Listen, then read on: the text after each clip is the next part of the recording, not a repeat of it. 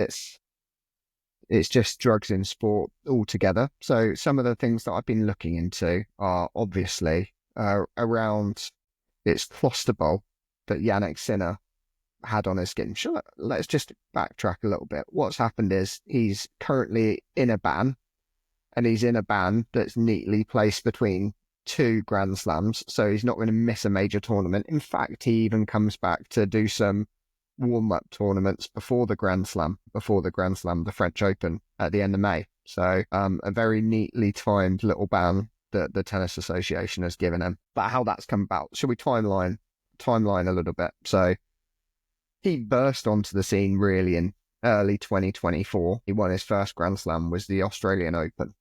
Then subsequently after that, he got drug tested at Indian Wells in March, and that's where he provided positive samples. Now, in February, his trainer bought Clostebol in the form of trophedamine, which is like a cleansing spray for wounds that you can use, but it contains an anabolic steroid.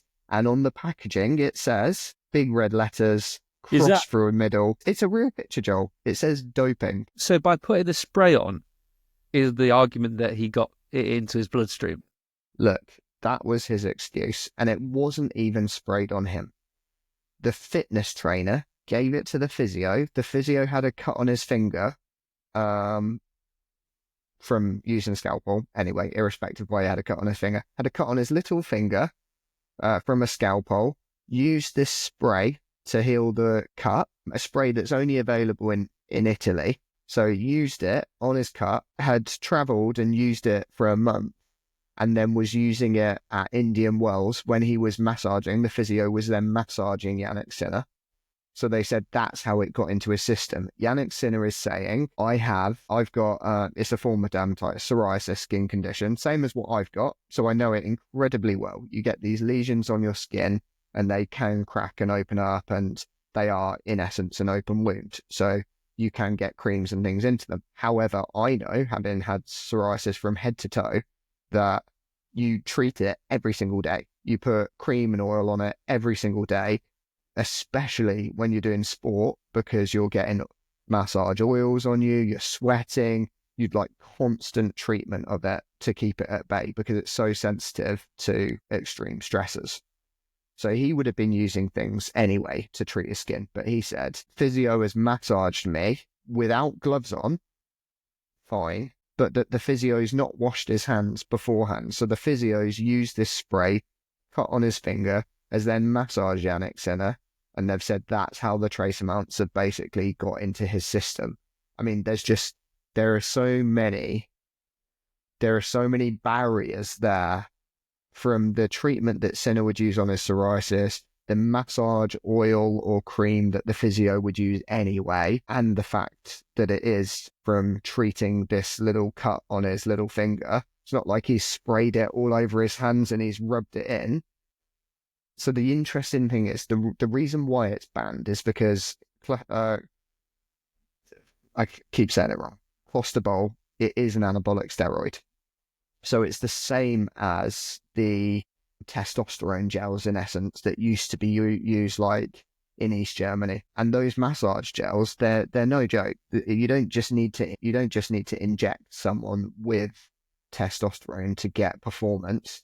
Just putting these creams on and using these gels improves performance as well. So I was reading a study from the National Centre for Biotechnology Information, and it's a very well researched document showing the use of gels topical, so just on the skin, in creams and gel form, that contain anabolic steroids to boost performance. So after 30 days and 90 days of treatment with these gels, they were getting 11 to 13 kilograms in gains in leg presses. So if you're leg pressing 150, 200 kilos, you're getting an additional like 5-10% on your leg press in just a 90-day period for a professional athlete.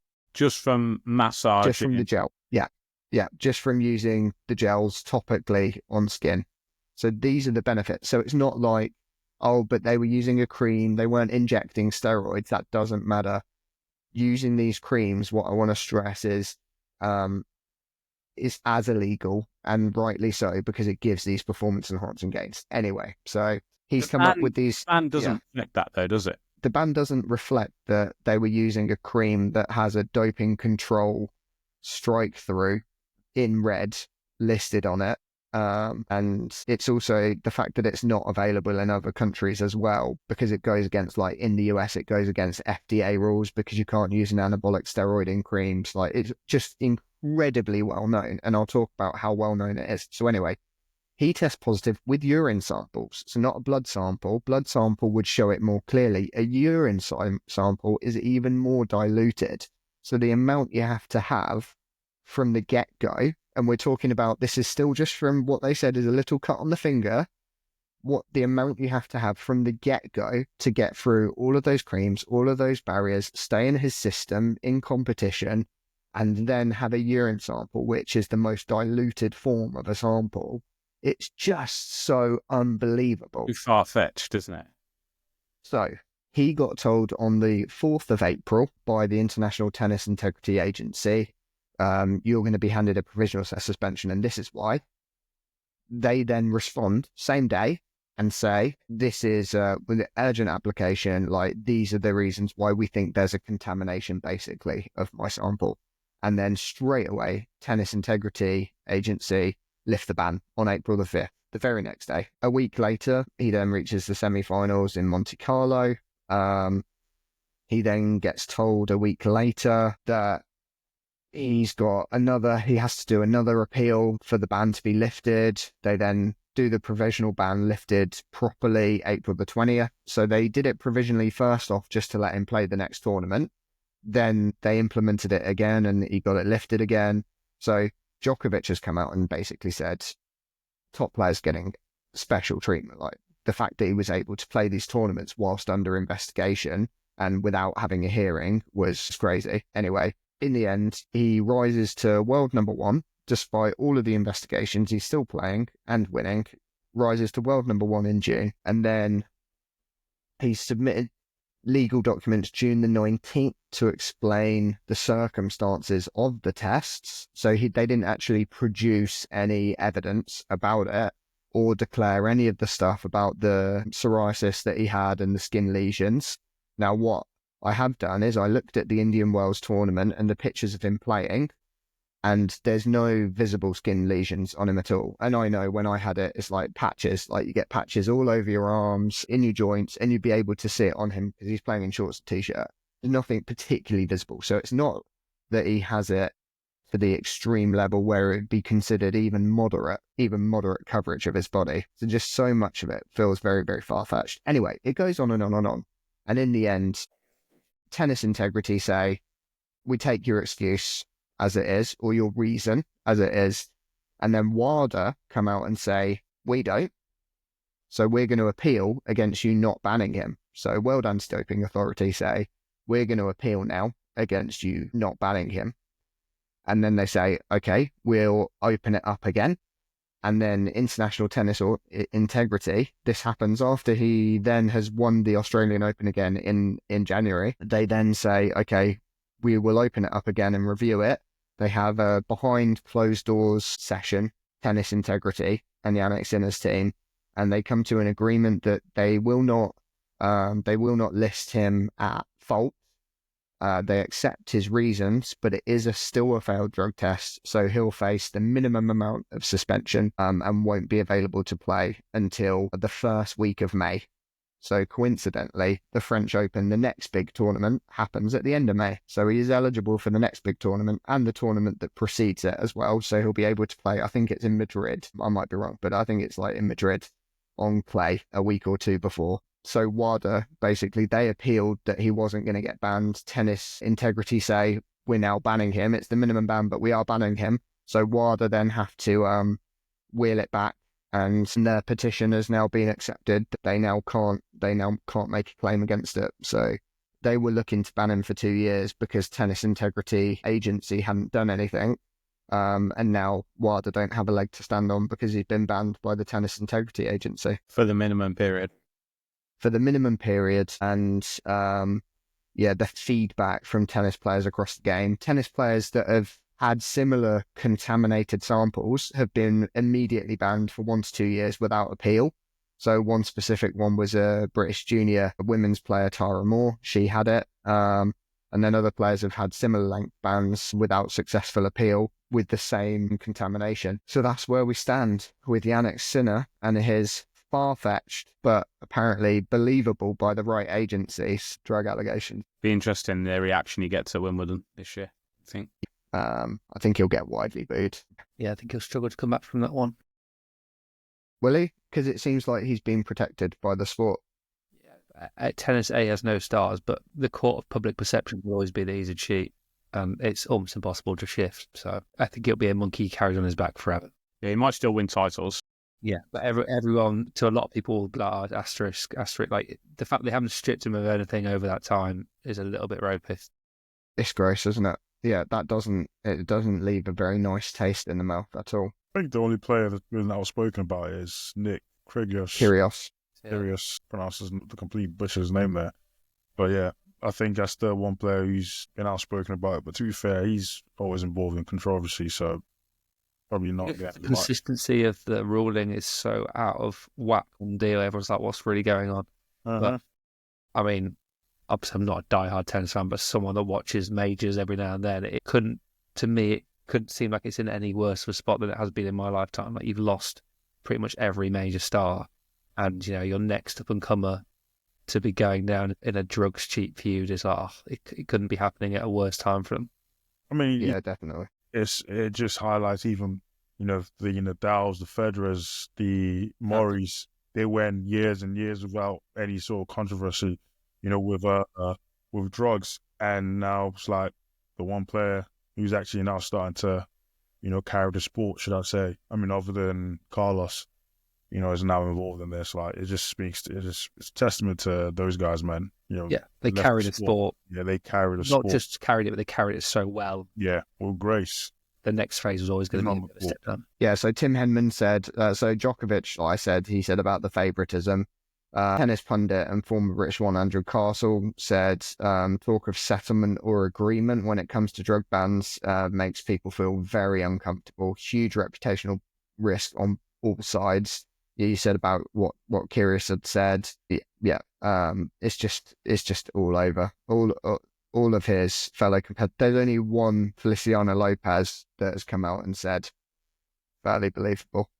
It's very clear. He said he's fairly clear he hasn't done anything to enhance his performance. That's proven. Interesting. I haven't heard anyone go into this much detail about it the way you have as well. So, it's nice to hear that's all that perspective and the full picture, because I literally just thought, just from the news reports, it was just probably he just used it because he needed to use it. Yeah, and then you think the contamination thing, you think maybe there is something in that, but when you understand that for the creams that you would use, for the ointments that you would use, one for psoriasis, but also for treating cuts, and a cut on a little finger, how much are you using that is contaminating someone else's, but it's crazy. Anyway, Clostebol, interestingly, because it's widely used in Italy and has been in Italian sport over the years, it's a well-known thing. It was in Serie A, and actually it was in German football as well. So Joachim Low was questioned about it after Germany had won the World Cup, because it was his former physio, and he'd basically said, I wouldn't have questioned anything that the physio gave to me or told me to use or told me to take. You trust the medicine, and you trust that they know that they're keeping to their letter of the law for the benefit of the players. But yeah, it was used in Serie A in the 1980s, and there were a lot of drug conspiracies around then. And similarly, it actually in Italian tennis as well in the 90s and early 90s, it's been a thing too. I'll just go on to the very, very last thing. Alberto Salazar, we know him famously as the leader of the Nike Oregon project. Mo Salah. Wow. Well, that was lawyers on the phone.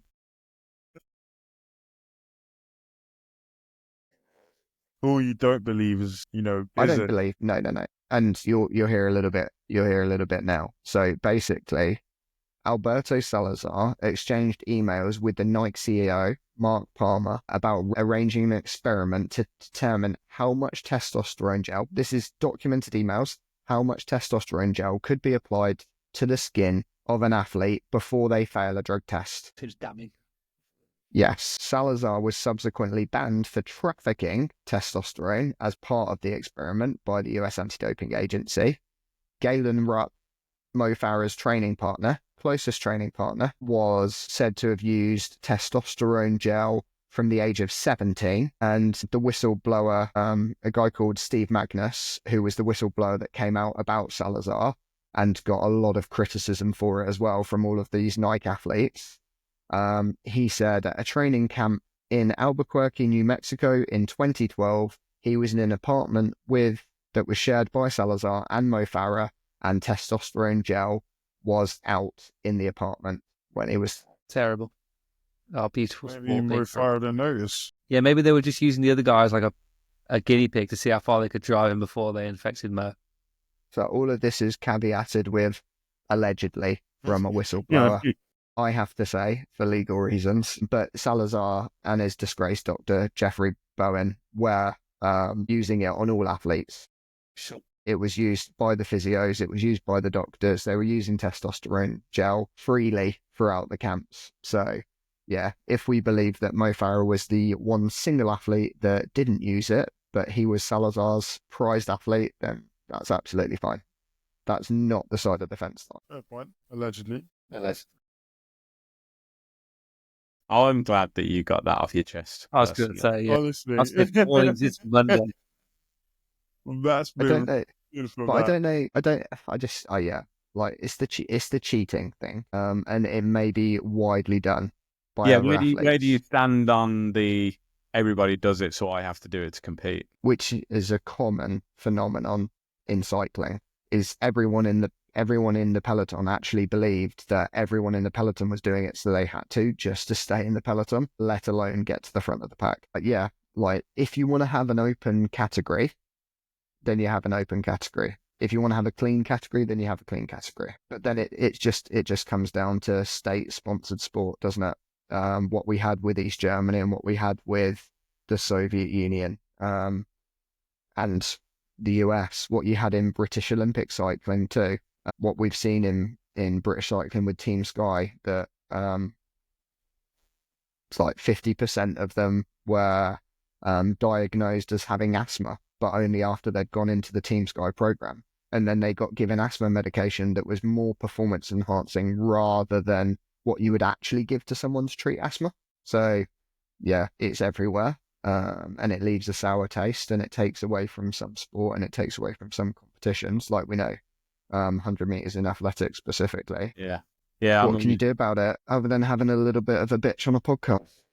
Yeah, exactly. And watching it through a different perspective, I think, like say 100 meters, I'm always a bit like, okay, pinch of salt. Great, glad you guys had so many thoughts on that. I mean, I'm glad that you researched it. Yeah, same. I learned a lot. I learned a lot I actually as learned well. a lot. I also now have a very cynical view of all athletes. I mean, it's hard not to... I mean, I had no idea that you could apply anabolic steroid gels to the skin and see an uplift in performance. So it makes you wonder, doesn't it? And with the Sinner thing in particular, I saw the 2 months, and like without doing any reading at all, I'm a bit like, that feels a bit strange. Like, Really? This thing for a long time. You've eventually banned him for a very short period of time. What's going on there? So I think the fact that you've shone a light on that, for me, gives me a lot of clarity about the situation. And I'm sure the listeners will be thankful as well. Yeah.